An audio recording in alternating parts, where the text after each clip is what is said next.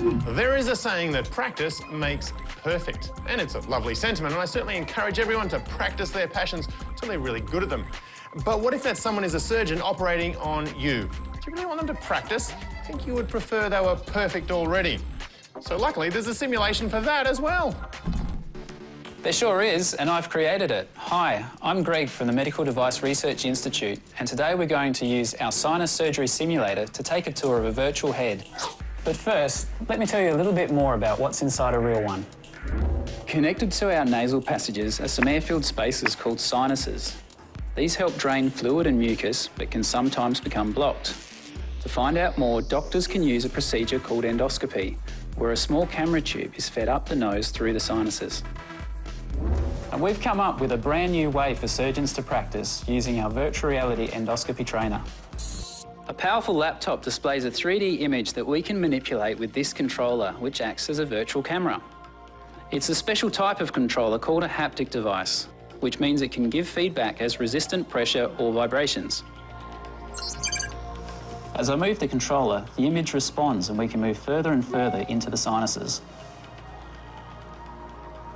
The simulator can be used for people to become more familiar with all of the structures in the area. Then, when they're familiar with the anatomy, they can perform virtual surgery techniques. So how did we create this interactive virtual reality system? Well, we started with a series of MRI scans of the head, a type of medical scan that creates images that look like a series of thin slices of a body part. From these images, we can create a rough 3D fly-through to base our model on. From there, we work on making it look neat and making sure the 2D images match up to their 3D counterparts. And how does the simulator know how to respond to the controller?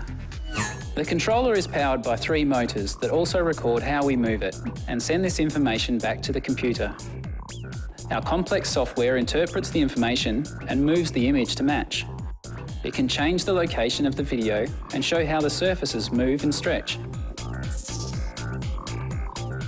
As the image moves, the motors push back on the controller so it feels just like real surgery.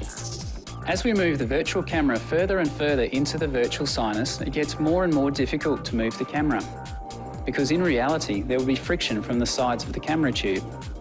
And when you bump against the side, the motors stop you from moving the controller any further. The system refreshes 1,000 times per second and updates the display 30 times per second, which makes it feel like the surgery is happening in real time.